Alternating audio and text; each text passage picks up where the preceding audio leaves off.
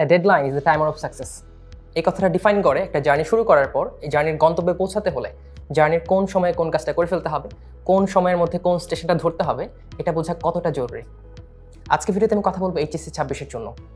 HSC 26 তোমাদের overall কন্ডিশনটা আমি একটু ওভারভিউ দিই, মিলিয়ে দেখো মিলে কিনা। কলেজে উঠেছো, ভেবেছো আচ্ছা কলেজে অনেক সময় আছে, 2 বছর সময়, আস্তে আস্তে সব কিছু কোপ আপ করে নিব। বা নতুন কলেজে উঠেছে, একটু স্বাধীনতা পেয়েছে, এটা ইউটিলাইজ করি, ঘোরাঘুরি করি, যার ফলে অনেকটা সময় কেটে গিয়েছে, তোমার সেটেলমেন্ট এখনো হয় নাই। তারপরে দেখতে না দেখতে সেন্টার 1 পরীক্ষা চলে আসছে, তোমার অনেক সিলেবাস বাকি ছিল। তারপর তুমি একটু সিরিয়াস হওয়ার চেষ্টা করেছো, কিন্তু ওই যে অনেক গ্যাপ পড়ে গিয়েছে, অনেক খেই হারিয়ে ফেলেছো, যার ফলে অনেকটা ট্র্যাকে ফিরতে পারো নাই। তারপর চেষ্টা করতে করতে তোমার ইয়ার ফাইনাল পরীক্ষা চলে আসলো, তুমি ইয়ার ফাইনাল পরীক্ষা দিয়ে দিয়েছো।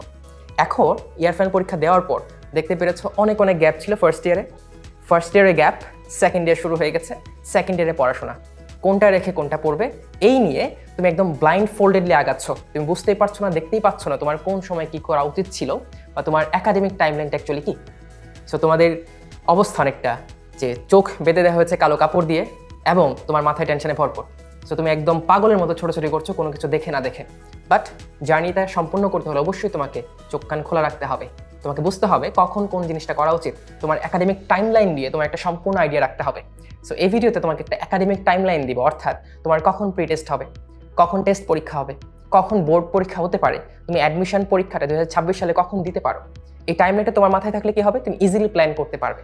এবং শুধু টাইমলাইনে না, আমি চেষ্টা করবো এই টাইমলাইনের মধ্যে কোন টাইমলাইনে তুমি কোন স্টেশনটা কমপ্লিট করবা, অর্থাৎ কোন পড়াগুলা কীভাবে পড়বা সেটা নিয়ে কথা বলার জন্য। সো চলো শুরু করি।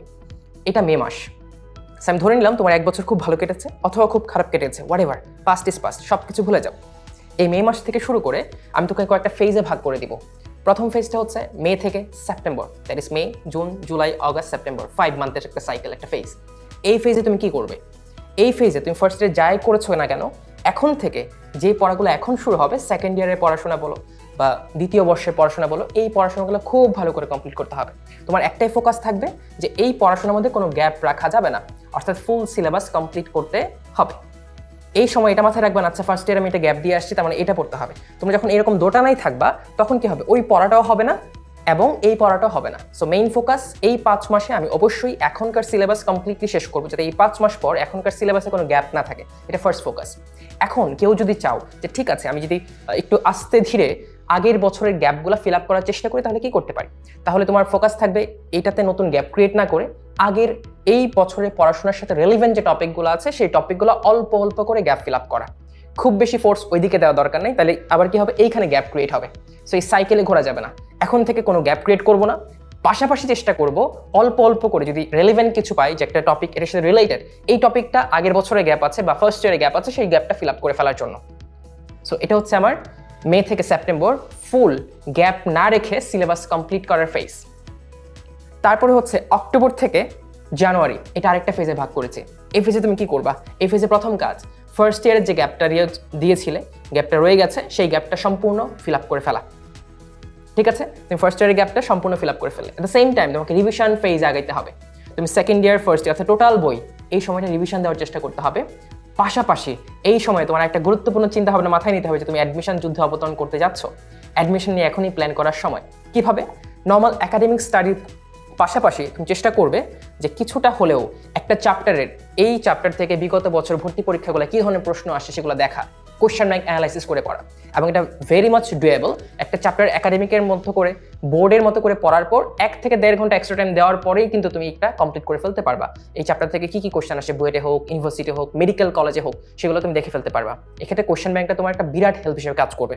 আর তুমি দেখবা ওই সময়টা ঘিরেই তোমার হচ্ছে অনেক প্রি অ্যাডমিশন কোর্সগুলো চলে আসবে। It may be pre engineering, pre varsity, pre medical.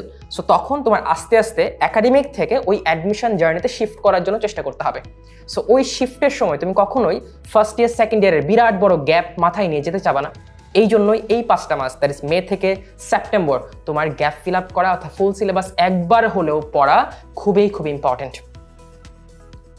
Next হচ্ছে তোমার ফেব্রুয়ারি থেকে এপ্রিল, এটা হচ্ছে রিভিশন এবং মডেল টেস্ট ফেজ। এটাকে একটু বলে নেই, আমি ধরে নিচ্ছি তোমাদের এইচএসসি পরীক্ষাটা হয় মে, আর্লিয়েস্ট পসিবল হলে, আদারওয়াইজ জুনে চলে যাবে। কারণ হচ্ছে নেক্সট ইয়ার রোজা হবে কাইন্ড অফ ফেব্রুয়ারি লাস্ট থেকে, মার্চের লাস্টে তোমার রোজা ঈদ হবে। এখন এসএসসি পরীক্ষার সাথে তোমাদের পরীক্ষা রিলেটেড, দুইটা পাবলিক পরীক্ষা কখনো একসাথে হয় না। সো এসএসসি পরীক্ষা প্রিটি লাইকলি যে জানুয়ারিতে তো হবে না, একটু টাইম দিতে হবে। সো এটা রোজা ঈদের পরে চলে যাবে, ওটা শেষ হতে হতে মে মাস চলে আসবে। সো তোমাদের পরীক্ষা আর্লিয়েস্ট পসিবল টাইমেও যদি হয় মে মাস, এটা আমার মনে হচ্ছে, বাকি এটা আল্লাহর ইচ্ছা, অ্যাকচুয়ালি সবটা আল্লাহ জানে, আল্লাহ টাইম ম্যানেজ করে রাখবে। বাট মনে হচ্ছে মে মাসে তোমাদের পরীক্ষা হতে পারে, বাট এটা জুনেও যেতে পারে, বাট আমরা আর্লিয়েস্ট পসিবল পিরিয়ড ধরে রাখছি মে মাস। সো তুমি জানুয়ারি থেকে এপ্রিল কি করবা, টোটাল রিভিশন এবং মডেল টেস্ট দিবা। এবং এই ফেজের মধ্যে তোমাকে মাথায় রাখতে হবে রিভিশন মডেল টেস্টের পাশাপাশি কিছু ইম্পর্টেন্ট প্রশ্ন থাকে, টপিক থাকে, যেগুলো বোর্ডেও আসে, অ্যাডমিশনেও আসে, সেগুলো ভালো করে পড়ার জন্য। তারপর তুমি পরীক্ষা দিলে মে, জুন, জুলাই এইচএসসি পরীক্ষা পিরিয়ড, এই সময় তুমি পড়াশোনা করবে, এইচএসসি পরীক্ষা সেন্ট্রিক, রাইট? প্রত্যেকটা সাবজেক্ট পড়া হবে, রিভিশন দেওয়া হবে। তারপর যেটা ভাবতে হবে, জুলাই থেকে সেপ্টেম্বর, অক্টোবর, আবার যদি একটু পেছায় নভেম্বর, এই যে জুলাই থেকে নভেম্বর, এই ফেজটা হবে তোমার অ্যাডমিশন ফেজ। এখন দেখো, এই যে ভিডিওটা তুমি দেখলা, এই ভিডিও ওয়াইজ টাইমলাইনটা সুন্দর করে খাতায় লিখে চার্ট আকারে তোমার পরীক্ষা বা পড়ার টেবিলের সামনে আটকে রাখবা, লাগিয়ে রাখবা, যাতে তুমি ওই ফেজ দেখে তোমার প্ল্যানিংটা সাজাতে পারো। এতে কি হবে, পড়াশোনাটা গতি পাবা। আদারওয়াইজ ওই যে চোখের সামনে কেউ কালো পট্টি বেঁধে দিছে, তুমি ঘুরতেছো, কোথায় যাচ্ছ, কি করছো, কখন কি করা হচ্ছে কিছুই বুঝতেছো না, এভাবে চলতে থাকবে। তখন দেখবা এভাবে সময় যেতে যেতে হঠাৎ করে চলে আসে এইচএসসি পরীক্ষা, হঠাৎ করে চলে আসছে তোমার টেস্ট পরীক্ষা, প্রি টেস্ট পরীক্ষা, হঠাৎ করে চলে আসে তোমার ভর্তি পরীক্ষা, তখন কিন্তু তুমি ক্যাপেবল হবে না ওইগুলো ক্র্যাক করার জন্য। সো দ্যাটস ওয়াই টাইমলাইন নিয়ে একটা total awareness very very important. আমি আবার একটু সাম আপ করছি। আমি ধরে নিচ্ছি তোমাদের এইচএসসি পরীক্ষা আর্লিয়েস্ট পসিবল টাইম মে মাসে হবে, it may be June also. So এই টাইমটাকে কীভাবে ভাগ করবে, এটা মে মাস।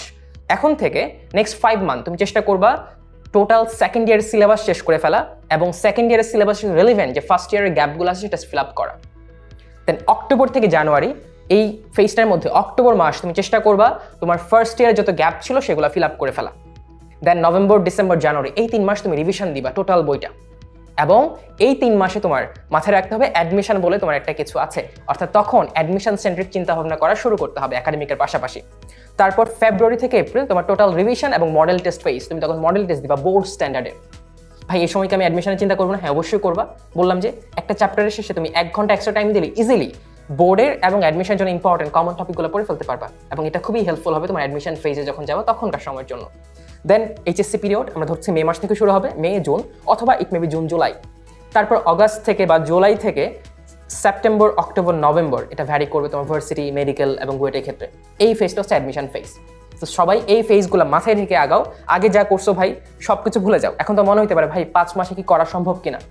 আমি তোমাকে বলবো 5 মাসে এগুলো কমপ্লিট করা ছাড়া, তোমার ভালো রেজাল্ট করা, এইচএসসিতে ভালো করা, অ্যাডমিশনে ভালো করা, এই কাজটা করা ছাড়া আর কোনো অপশন তোমার হাতে আছে কি না? তোমরা আমি জানি সবাই এগ্রি করবা, এটা ছাড়া কোনো অপশন নাই, কারণ এখনই সময় ফাইট ব্যাক করার, আর দেরি করা যাবে না, আর লুজ দেওয়া যাবে না সব কিছুতে, রাইট? সো একটা জিনিসই বলবো, তোমাকে যেহেতু এই কাজটা করতে হবে, তুমি এটা মাথায় রাখো, তোমাকে এই কাজটা করার জন্য ক্যাপেবল বানানো হয়েছে, তোমাকে আল্লাহ তাআলা এই কাজটা করার ক্যাপাসিটি দিয়েছে, এটা বিশ্বাস রেখে ফিয়ারলেস মেথডে আগাও, ভয় পাবা না। আর আমি জানি আমার স্টুডেন্টরা সবাই ফিয়ারলেস ফাইটার, এফএমবি, এফএমএসে তারা পড়াশোনা করে, তারা ভয় পাবে না, তারা সব কিছু নিয়ে প্ল্যানিং করে এগিয়ে যাবে ইনশাল্লাহ, সৃষ্টিকর্তা আল্লাহ তাআলার উপর বিশ্বাস রেখে পজিটিভিটির সাথে, এবং তোমাদের জয় হবেই। আর টোটাল জার্নিতে আমি তো পাশে আছি, আমরা পাশে আছি ইনশাল্লাহ। যে কোনো সময় যে কোনো গাইডলাইনে আমরা অবশ্যই চলে আসবো। সো এই কথাগুলো মাথায় রাখবে, খুব ভালো করে দেখবে, নিজে শুনবে, নিজের বন্ধুদের শোনাবে। এতে কি হবে, তোমার সার্কেলটা হচ্ছে অ্যাওয়্যার হবে। টোটাল সার্কেলে যখন অ্যাওয়ারনেস থাকবে, সচেতনতা থাকবে, তখন দেখবে তোমার মধ্যেও একটা ইম্প্রুভমেন্ট কাজ করছে, একটা কম্পিটিটিভনেস কাজ করছে। সো নিজে শোনো, নিজে মানো এবং অন্যের সাথে শেয়ার করো। আসসালামু আলাইকুম।